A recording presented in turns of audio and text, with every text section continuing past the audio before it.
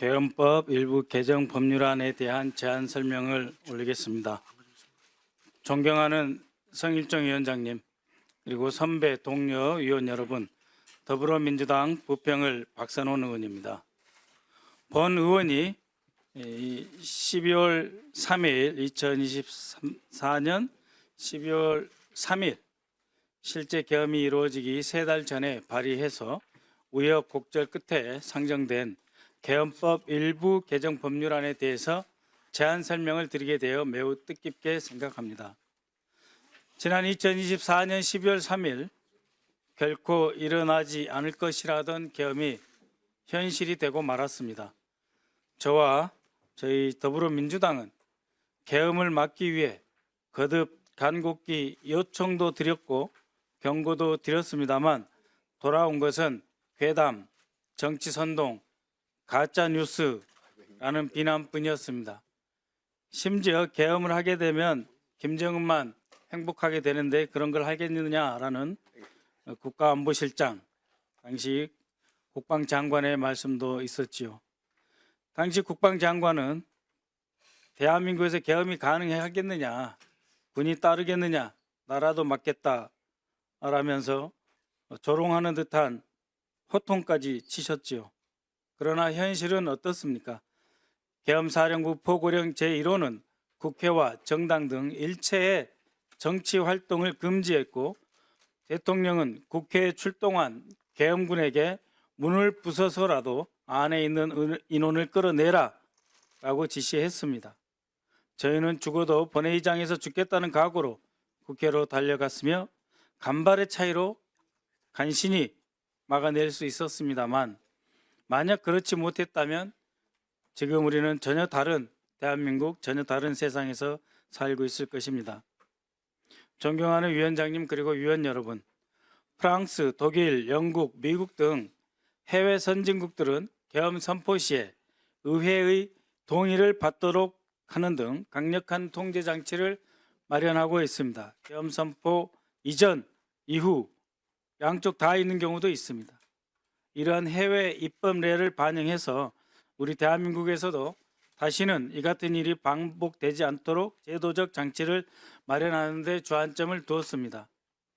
이번과 같은 계엄이 불법적으로 일어나지 않는 미래의 대한민국이 된다면 우리 대한민국의 국방은 더욱 튼튼해질 것이고 우리 대한민국의 군을 지휘하는 지휘관들과 군 장성, 심지어 현장에 있는 현역 군인들까지도 모두 국민의 군대로서 나라를 지키는 데만 전념한다는 자부심이 더욱 커지고 더욱 확장될 것입니다.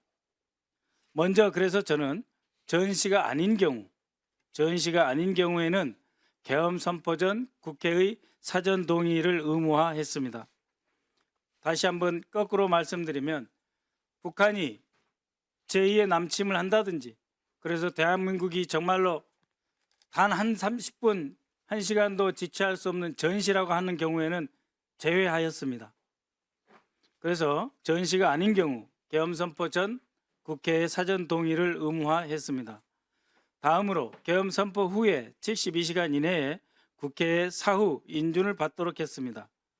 끝으로 지금 합참에서 발행한 계엄 신무 편람에도 분명히 되어 있듯이 입법부는 계엄의 대상이 아닌 것으로 되어 있습니다.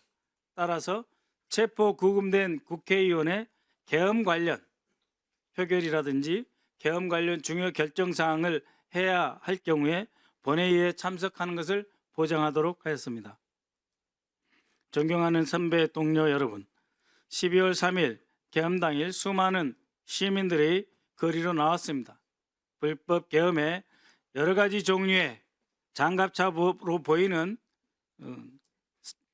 장비까지 동원되었고 다양한 종류의 무기가 동원되었습니다.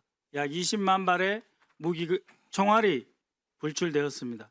국회 앞에서 그러나 시민들이 계엄군 출입을 저지했습니다. 일상을 뒤로한 채 밤새 대한민국의 민주주의를 지켜주셨습니다.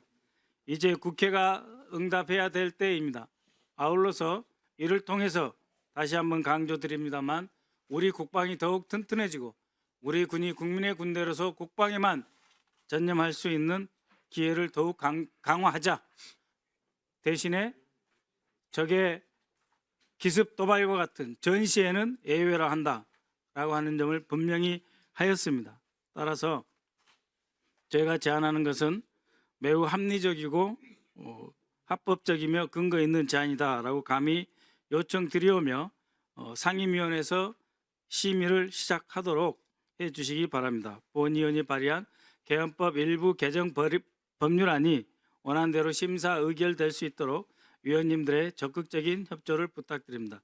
이상 제안 설명을 마치겠습니다. 감사합니다. 네, 수고하셨습니다. 다음은 전문위원회 검토 보고 순서입니다만 효율적인 회의 진행을 위해서 검토 보고서는 서면으로 대체를 하고 기관 업무 보고 청취 후 법률안 등에 대한 대체 토론과 업무 보고에 대한 질의를 일괄하여 실시하도록 하겠습니다. 네, 좀 전에 그 법안 발의하신 내용에 대해서 제가 법안 발의한 자체에 대해서는 아무런 이견이 없습니다. 충분히 뭐 발의할 수 있다고 생각하는데 말씀하신 내용 중에 두 가지 사항을 제가 이게 이제 속기록에 영원히 남기 때문에 제가 정정하겠습니다. 첫 번째는 국회 주변에 장갑 차로 보이는 것이 나타났다고 하셨는데 장갑 차로 보이는다는 것도 이해합니다. 왜? 일반 국민들과 과거에 군 생활을 하셨던 분들한테는 그렇게 보일 수가 있기 때문에 그러나 그것은 장갑차가 아니고 지난번 국조특위에서 제가 분명히 그거는 소형 전술 차량인 현재 육군이 사용하는 차량이라고 말씀드렸기 때문에 장갑차로 보이는 것은 장갑차로 보일 뿐이지 장갑차가 아니었습니다. 탄약 20만 발이 불출됐다고 말씀하셨는데 그것은 일단 정확한 수량도 맞지 않고 두 번째로 이미 지난 국조특위에서 합참의장도 답변하셨고 많은 공수여단장들이 답변한 것과 같이 계엄이 발령되고 그 이후에 합참의장에 의해서 발령된 경계태세 2급의 조치부 시행에 따라서 각 부대가 자동조치부호에 의거해서 각 부대의 탄약권에 있는 탄약을 각 차량에다 일부 적재한 것은 비상계엄과 직접적인 관계가 없는 부대별 경계태세 2급 조치라는 것을 밝혀드린 바입니다. 이상입니다. 네, 수고하셨습니다.